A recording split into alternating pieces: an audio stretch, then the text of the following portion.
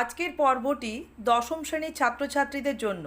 তোমাদের কাছে বহুরূপী গল্পের দেখো কিছু ধারাবাহিক প্রশ্ন উত্তর আলোচনা চলছিল। চলো আমরা টেক্সট পোর্শনটা দেখে নিই।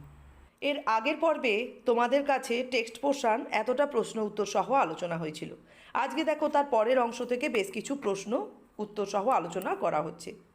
পরের অংশটা দেখো, টেক্সট পোর্শনটা আজ এখান থেকে শুরু করছি। আগন্তুক হাসেন, আপনি কি ভগবানের চেয়েও বড়? জগদীশবাবু কিছু ভেবে বলেন, কেন কেন আপনি এ কথা বলছেন মহারাজ? আমি মহারাজ নই, আমি এই সৃষ্টির মধ্যে এক কোণা ধুলি। কিন্তু আপনি বোধহয় 11 লক্ষ টাকা সম্পত্তির অহংকারে নিজেকে ভগবানের চেয়েও বড় বলে মনে করেন, তাই ওখানেই দাঁড়িয়ে আছেন, নেমে আসতে পারছেন না। সেই মুহূর্তে সিঁড়ি ধরে নেমে যান জগদীশবাবু। আমার অপরাধ হয়েছে, আপনি রাগ করবেন না। তাহলে আজকে তোমাদের প্রথম প্রশ্ন দেওয়া হয়েছে 13র দাগে। এর আগের পর্বে তোমাদের 12র দাগ পর্যন্ত প্রশ্ন উত্তর সহ আলোচনা হয়েছিল। আজকে দেখো তার পরের প্রশ্ন এই লাইনটা ধরে দেওয়া হয়েছে, আমার অপরাধ হয়েছে, আপনি রাগ করবেন না। এখানে প্রশ্ন দেয়া রয়েছে, বক্তা তার কোন অপরাধের জন্য কার প্রতি এ ধরনের মন্তব্য করেছেন। তাহলে এখানে বক্তা হচ্ছেন কাহিনীতে উল্লিখিত জগদীশবাবু। তিনি যখন সন্ধ্যের মুহূর্তে তার বারান্দায় বসে বারান্দায় এক বড় আলোর তলায় চেয়ারে বসে কাজ করছিলেন, সেই মুহূর্তে সেখানে উপস্থিত ছিলেন কাহিনীর কথক ও তার বন্ধুরা। আমরা দেখি যে হরিদা এক বিরাগীর ছদ্মবেশ ধারণ করে, বহুরূপ ধারণ করে যখন সেই মুহূর্তে জগদীশবাবুর বাড়ির সিঁড়ির গোড়ায় গিয়ে দাঁড়িয়েছেন, তখন জগদীশবাবু এমনকি গল্পের কথক ও তার বন্ধুরা কেউই হরিদাকে চিনতে পারেন না। তারা সবাই তাকে একজন বহুরূপী বলেই মনে করেন। বিশেষত জগদীশবাবুর মাথায় কোনোভাবেই হরিদার কোনো ভাবমূর্তি জেগে ওঠে না। তিনি বিরাগীর বাহ্যিক রূপ সজ্জা বা তার ভাবমূর্তি দেখে এতটাই স্তম্ভিত বা বিস্মিত হয়েছিলেন, তিনি তার চেয়ার ছেড়ে উঠে দাঁড়িয়েছিলেন ঠিকই, কিন্তু সিঁড়ি থেকে নেমে এসে তাকে অভ্যর্থনা জানাতে ভুলে গিয়েছিলেন। এবং আমরা কাহিনীতে দেখি বিরাগী নিজেও সেই বিষয় উল্লেখ করেন যে জগদীশবাবু তার 11 লক্ষ টাকার সম্পত্তির অহংকারে অন্ধ হয়ে গিয়ে হয়তো তার সিঁড়ি থেকে আর নিচে নেমে আসতে পারছেন না। এই প্রসঙ্গ উপস্থাপন করার পরেই জগদীশবাবুর মধ্যে এক প্রবল অপরাধবোধ দেখা দেয় এবং তিনি ছুটে গিয়ে বিরাগীর কাছে যান এবং নিজের ক্ষমা প্রার্থনা করেন অপরাধের জন্য। তা এখানে তাহলে সেই বিরাগীর প্রতি তার সেই ক্ষমা প্রার্থনা এবং বিরাগী যাতে কোনোভাবেই রুষ্ট না হন, ক্রুদ্ধ না হন, সে কারণেই তিনি এই ধরনের মন্তব্য বিরাগীর প্রতি তুলে ধরেছেন। এর পরের অংশটা দেখো, আগন্তুক আবার হাসেন, আমি বিরাগী, রাগ নামে কোনো রিপু আমার নেই, ছিল একদিন, সেটা পূর্বজন্মের কথা। এর পরের প্রশ্ন অর্থাৎ 14 দাগের প্রশ্ন তোমাদেরকে দেওয়া হয়েছে এই লাইনটি ধরে, সেটা পূর্বজন্মের কথা। কে কার কোন বিষয়ে এই ধরনের মন্তব্য করেছেন।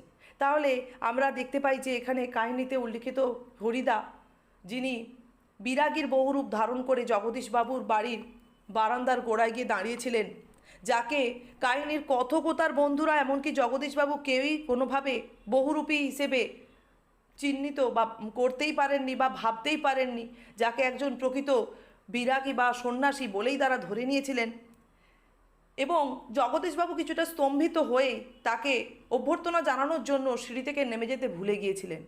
যখন বিরাগী তাকে তার সেই অপরাধ ধরিয়ে দেন এবং জগদীশবাবু যেহেতু নিজে খুব ধর্মভীরু মানুষ ছিলেন এবং সন্ন্যাসী ও বিরাগীদের প্রতি তার একটা আলাদা শ্রদ্ধা ভক্তি যেহেতু কাহিনীর মধ্যে কাজ করে, কাহিনীর মধ্যে আমরা সেটা দেখতে পাই যে এক উঁচুদরের সন্ন্যাসীকে তিনি যেভাবে অভ্যর্থনা বা আপ্যায়ন জানিয়েছিলেন তার বাড়িতে, সে জায়গায় একজন বিরাগী যখন তার সিঁড়ির গোড়ায় এসে দাঁড়িয়েছে, তখন তিনি কিছুটা স্তম্ভিত হয়েই ভুলটি করে ফেলেছিলেন। কিন্তু যখন তাকে ধরিয়ে দেওয়া হয় তার ভুল, বা বিরাগী যখন নিজেই তাকে স্মরণ করিয়ে দেন তার অপরাধ, তখন ছুটে গিয়ে তার কাছে ক্ষমা প্রার্থনা করেন জগদীশবাবু। এবং জগদীশবাবু চেয়েছিলেন যে সেই বিরাগী বা সন্ন্যাসী যাতে কোনোভাবে তার উপরে অর্থাৎ জগদীশবাবুর ওপরে ক্রুদ্ধ না হন বা রুষ্ট না হন, যে কারণে তার রাগ সংবরণের জন্য অনুরোধও জানিয়েছিলেন। সেই প্রসঙ্গেই বিরাগী এ ধরনের মন্তব্য করছেন যে রাগ নামের কোনো রিপুই তার নেই, এবং যখন থেকে তিনি তার পূর্বজন্মের ব্যাপার অর্থাৎ যখন থেকে তিনি এই সন্ন্যাস রূপ ধারণ করেছেন তখন থেকে তিনি তার রাগ নামক অনুভূতিটিকে বিসর্জন দিয়েছেন। সেটা তার পূর্বজন্মে হয়তো ছিল। এর পরের অংশ দেখো, জগদীশবাবু বলছেন, বলুন এখন আপনাকে কিভাবে সেবা করব। বিরাগী বলেন, ঠান্ডা জল চাই, আর কিছু চাই না। ঠান্ডা জল খেয়ে নিয়ে হাঁপ ছাড়েন বিরাগী। এদিকে ভবদোষ আমার কানের কাছে ফিসফিস করে, না না, হরিদা নয়, হতেই পারে না, অসম্ভব, হরিদার গলার স্বর এরকমই নয়। বিরাগী বলেন, পরম সুখ কাকে বলে জানেন? সব সুখের বন্ধন থেকে মুক্ত হয়ে যাওয়া। ভবতোষ কানের কাছে মুখ এগিয়ে নিয়ে অনাদিকে বলে, শুনছো তো, এসব ভাষা কি হরিদার মুখের ভাষা হতে পারে? এরপরে দেখো, জগদীশবাবু ততক্ষণে সিঁড়ির ওপরে বসে পড়েছেন। বোধহয় বিরাগীর পা স্পর্শ করবার জন্য তার হাত দুটো ছটপট করতে শুরু করেছে। জগদীশবাবু বলেন, আমার এখানে কয়েকটা দিন থাকুন বিরাগীজি, আপনার কাছে এটা আমার প্রাণের অনুরোধ। দুই হাত জোড়ো করে বিরাগীর মুখের দিকে তাকিয়ে থাকেন জগদীশবাবু। এর পরের প্রশ্ন, অর্থাৎ 15 নাম্বারের প্রশ্ন তোমাদের দেওয়া হয়েছে এই লাইনটা ধরে, আপনার কাছে এটা আমার প্রাণের অনুরোধ। তাহলে প্রশ্ন রয়েছে লাইন ধরে, কে কার কাছে কি প্রাণের অনুরোধ করেছে? জগদীশবাবু তার বাড়িতে আসা সিঁড়ির গোড়ায় দাঁড়িয়ে থাকা এক বিরাগীর কাছেই এই প্রাণের অনুরোধ করে রেখেছিলেন। আমরা কাহিনীতে যেটা জানতে পারি, হরিদা যিনি বিরাগীর ছদ্মবেশ ধারণ করে, বহুরূপ ধারণ করে জগদীশবাবুর বাড়িতে উপনীত হয়েছিলেন, এখানে জগদীশবাবু সেই হরিদা অর্থাৎ যিনি বিরাগী হিসেবে সেখানে উপনীত হয়েছিলেন, যাকে হরিদা হিসেবে কোনোভাবেই জগদীশবাবু চিহ্নিত করতে বা চিনতে পারেননি, সেই বিরাগীর কাছেই এই মিনতি বা অনুরোধ বা প্রার্থনা জানিয়েছেন। এখানে মূলত আমরা দেখব যে জগদীশবাবু তাহলে বিরাগীর কাছে তার প্রাণের অনুরোধ হিসেবে রেখেছিলেন যে কয়েকটা দিন যেন তার বাড়িতে তিনি অবস্থান করেন। যেহেতু আমরা কাহিনী শুরুতে দেখেছি, হিমালয় থেকে আসা এক উঁচুদরের সন্ন্যাসীকে তিনি 7 দিন তার বাড়িতে রেখে তার নানাভাবে সেবা যত্ন করে নানান প্রকারে তাকে তুষ্ট করে পুণ্য অর্জন করার চেষ্টা করেছিলেন। ঠিক একইভাবে এখানেও বিরাগীকে তিনি তার বাড়িতে বা তার গৃহে কয়েকদিন অবস্থান করিয়ে তার সেবা যত্ন করে তিনি পুণ্য অর্জন করার চেষ্টা করতে চাইছিলেন। এর পরের অংশ দেখো, বিরাগী হাসেন, বাইরের খোলা আকাশ থাকতে আর ধরিত্রীর মাটিতে স্থান থাকতে আমি এক বিষয়ীর দালান বাড়ির ঘরে থাকবো কেন বলতে পারেন? বিরাগীজি, জগদীশবাবুর গলার স্বরের আবেদন করুণ ছলছল করে। বিরাগী বলেন, না, আপনার এখানে জল খেয়েছি, এই যথেষ্ট। পরমাত্মা আপনার কল্যাণ করুন, কিন্তু আপনার এখানে থাকা আমার পক্ষে সম্ভব নয়।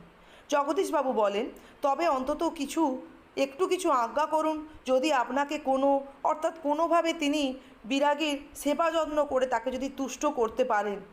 বিরাগী বলেন, না না, আমি যার কাছে পড়ে আছি তিনি আপনার চেয়ে কিছু কম নয়, কাজেই আপনার কাছে আমার তো কিছু চাইবার দরকার হয় না। জগদীশবাবু বলেন, তবে কিছু উপদেশ শুনিয়ে যান বিরাগীজি, নইলে আমি শান্তি পাবো না।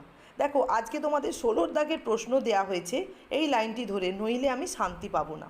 তাহলে এখানে প্রশ্ন করা হয়েছে, কে কি না হলে শান্তি পাবেন না? মূলত জগদীশবাবু কথা এখানে বলা হচ্ছে, তিনি তার গৃহে আসা এক বিরাগীকে যদি কিছুদিন তার গৃহে স্থান দিয়ে তার সেবা যত্ন করে কোনোভাবে পুণ্য অর্জন না করতে পারেন, তাহলে কিন্তু তিনি জীবনে কোনোভাবেই শান্তি পাবেন না। আমরা কাহিনীতে যেহেতু জগদীশবাবুকে এক ধর্মভীরু মানুষ হিসেবে দেখি, তিনি স্বভাবে আর যাই হয়ে থাকুন না কেন, তিনি বিরাগী বা সন্ন্যাসী এই প্রকৃতির মানুষদের প্রতি একটু অন্য অনুভূতি রাখেন।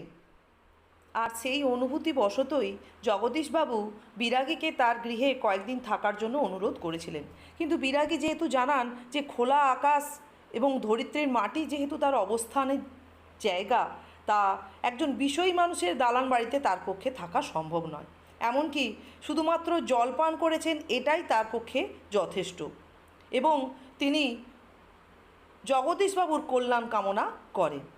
এছাড়া যে জগৎ সংসারে বা যে জগৎ পিতার কাছে তিনি অবস্থান করছেন, তার যে পরিমাণ সম্পদ রয়েছে, সে জায়গায় জগদীশবাবুর কাছে তার চাইবার কোনো কিছুর কোনো প্রয়োজন নেই। তা এই যখন জগদীশবাবু দেখলেন যে বিরাগীকে কোনোভাবেই তিনি সাহায্য করে বা তাকে তুষ্ট করতে পারছেন না, কোনোভাবে তার কোনো কাজে লাগতে পারছেন না, তখন তার মনের মধ্যে একটা ছটপটানি কাজ করছিল, বা যে তিনি কোনোভাবে একজন বিরাগীকে খুব সামনে পেয়েও খুব কাছে পেয়েও তাকে তুষ্ট করে কোনো পুণ্য অর্জন করতে পারলেন না।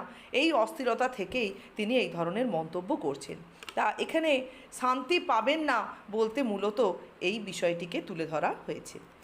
এর পরের অংশ দেখো, বিরাগী বলছেন যে যেহেতু জগদীশবাবু ইতিপূর্বে তার কাছে কিছু উপদেশ প্রার্থনা করেছিলেন, সে প্রসঙ্গে এবারে বিরাগী বলছেন, ধন জন যৌবন কিছুই নয় জগদীশবাবু, ওসব হলো সুন্দর সুন্দর এক একটি বঞ্চনা।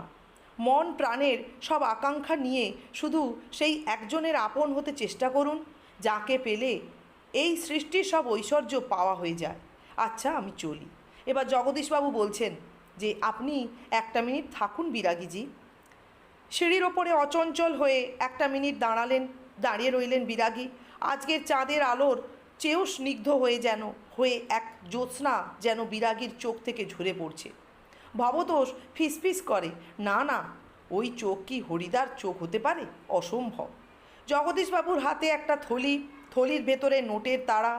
বিরাগীর পায়ের কাছে থলিটাকে রেখে দিয়ে ব্যাকুল স্বরে প্রার্থনা করেন জগদীশবাবু, এই প্রণামী, এই সামান্য 101 টাকা গ্রহণ করে আমাকে শান্তি দান করুন বিরাগীজি। আপনার তীর্থ ভ্রমণের জন্য এই টাকা আমি দিলাম। এরপরে তোমাদের 17 দাগের প্রশ্নে মূলত এই লাইনটি ধরে প্রশ্ন দেওয়া হয়েছে, আপনার তীর্থ ভ্রমণের জন্য এই টাকা আমি দিলাম। প্রশ্নে দেওয়া হয়েছে লাইনটির প্রাসঙ্গিকতা লেখো। তাহলে আমরা এখানে দেখি যে জগদীশবাবুর বাড়ির সিঁড়ির গোড়ায় এসে দাঁড়ানো এক বিরাগীকে তুষ্ট করার জন্য নানানভাবে চেষ্টা করেন, বা তার সেবা যত্ন করার জন্য নানান প্রক্রিয়া অবলম্বন করেন জগদীশবাবু। তাকে তার গৃহে কয়েকদিন থাকার অনুরোধ তিনি প্রথমে জানান, বা তাকে যে কোনোভাবে হোক সেবা করে তুষ্ট করার কথা তিনি বলেন। কিন্তু কোনোভাবেই যখন বিরাগী একটি গ্লাস ঠান্ডা জল পান করা ছাড়া আর কোনো সেবাই জগদীশবাবুর কাছে নিতে সম্মত হন না, জগদীশবাবুর মতো ধর্মভীরু মানুষ ছটপট করতে থাকেন যে কিভাবে তিনি তাকে, সেই বিরাগীকে সেবা যত্ন করে তুষ্ট করবেন, বা তিনি তার জীবনের যে কাঙ্ক্ষিত পুণ্য সেটি অর্জন করবেন।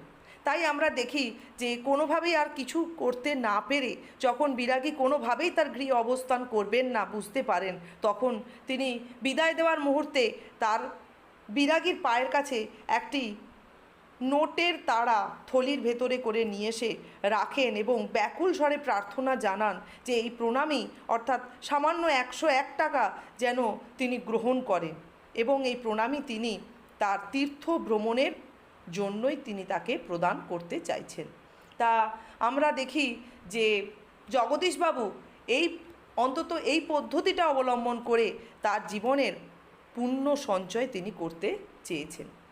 এর পরের অংশে দেখো, বিরাগী হাসেন, আমার বুকের ভেতরেই যে সব তীর্থ, ভ্রমণ করে দেখবার তো কোনো দরকার হয় না। জগদীশবাবু বলছেন, আমার অনুরোধ বিরাগীজি। পরের পাতায় দেখো, বিরাগী বলেন, আমি যেমন অনায়াসে ধুলো মারিয়ে চলে যেতে পারি, তেমনই অনায়াসে সোনাও মারিয়ে চলে যেতে পারি। বলতে বলতে সিঁড়ি থেকে নেমে গেলেন বিরাগী। এর পরের প্রশ্ন 18 দাগে দেয়া হয়েছে এই লাইনটি ধরে, বলতে বলতে সিঁড়ি থেকে নেমে গেলেন বিরাগী। প্রশ্নে বলা হচ্ছে বিরাগী কোন কথা বলতে বলতে সিঁড়ি থেকে নেমে গেলেন। তাহলে এখানে কাহিনীতে প্রসঙ্গ তোমাকে আগে উল্লেখ করতে হবে যে জগদীশবাবুর বাড়িতে আসায় বিরাগীকে তিনি কীভাবে তুষ্ট করতে চেয়েছেন, একই কথা আসবে আবার। এবং শেষে যখন আর কোনো উপায় না পেয়ে বিদায় মুহূর্তে তাকে প্রণামী স্বরূপ একটি থলিতে করে একটি নোটের তাড়া নিয়ে এসে তার পায়ের কাছে রাখেন এবং সেটি তাকে তীর্থ ভ্রমণের জন্য প্রদান করার চেষ্টা করেন, তখন বিরাগী জানালেন যে যেমন পথের ধুলো মারিয়ে তিনি অনায়াসে চলে যান, ঠিক তেমনি যে কোনো মূল্য বা সোনাকেও তিনি মারিয়ে চলে যেতে পারেন। আর এই কথা বলতে বলতেই কিন্তু বিরাগী সেই জগদীশবাবুর বাড়ি থেকে বিদায় নিয়েছিলেন। এর পরের অংশে দেখো, আর একটি লাইন রয়েছে, একটি দুটি, 101 টাকার থলিটা সিঁড়ির ওপরেই পড়ে রইল, সেদিকে ভুলেও একবার তাকালেন না বিরাগী। 18 দাগে প্রশ্নটির সঙ্গে অথবা দিয়ে আরও একটি প্রশ্ন দেওয়া হয়েছে যে সেদিকে ভুলেও একবার তাকালেন না বিরাগী। তাহলে এখানে প্রশ্নের করা হয়েছে যে কোন দিকে কেনই বা বিরাগী ফিরে তাকালেন না। না, বিরাগী তিনি যেহেতু জীবনের সমস্ত রকম, এখানে হরিদা যে বহুরূপ ধারণ করে জগদীশবাবুর বাড়ির সিঁড়ির গোড়ায় এসে দাঁড়িয়েছিলেন, সেই বহুরূপটিকে সার্থক রূপ প্রদানের জন্য একজন বিরাগীর প্রকৃত যে বৈশিষ্ট্য হওয়ার কথা বা দরকার, সেটাই তিনি সেখানে উপস্থাপন করেছিলেন। তাই কোনোভাবে তিনি এক গ্লাস জল পান করা ছাড়া হরিদা অর্থাৎ বিরাগীর বহুরূপ ধারণ করা হরিদা জগদীশবাবুর বাড়ি থেকে আর কিছুই গ্রহণ করলেন না। জগদীশবাবুর শত অনুরোধ মিনতি বা তার করুণ আবেদন সমস্ত কিছুকে হেলায় এখানে প্রত্যাখ্যান করলেন। তা সে প্রসঙ্গেই আমরা দেখি যে যখন তীর্থভ্রমণে প্রণামী হিসেবে যে মূল্য জগদীশবাবু বিরাগীকে প্রদান করতে চেয়েছিলেন, তিনি সেদিকে একবার ঘুরেও দেখলেন না। তিনি হেলায় সেই অর্থকে অবহেলা করে বিদায় গ্রহণ করলেন জগদীশবাবুর বাড়ি থেকে। তাহলে আজকে তোমাদের কাছে এতদূর পর্যন্ত আলোচনা হলো এবং প্রশ্ন উত্তরগুলো তোমরা ভালো করে তৈরি করো। দেখবে যে টেক্সট পোর্শনের কিছু জায়গা থেকেই যে তোমরা উত্তরটা পেয়ে যাচ্ছ তা নয়, কিছু কিছু উত্তর তোমাদের প্রাসঙ্গিকতা রেখে বেশ কিছু তথ্য যে মানে এই অংশটাতেই তোমরা বেশিরভাগ ক্ষেত্রে লক্ষ্য করবে যে জগদীশবাবুর বাড়িতে উপস্থিত হওয়ার পর থেকে হরিদার যে যে মন্তব্যগুলো বা বিরাগীর ছদ্মবেশ ধারণকারী বহুরূপ ধারণকারী হরিদার যে যে মন্তব্যগুলো উঠে আসছে, সেই মন্তব্যগুলো কিন্তু আমাদের প্রত্যেকটা উত্তরে প্রাসঙ্গিকতা স্বরূপ এসে যাচ্ছে। তাই এই অংশটা তোমরা কিন্তু একটু ধারাবাহিকভাবে মাথায় রাখবে। তাহলে আজকে এতটাই থাকলো।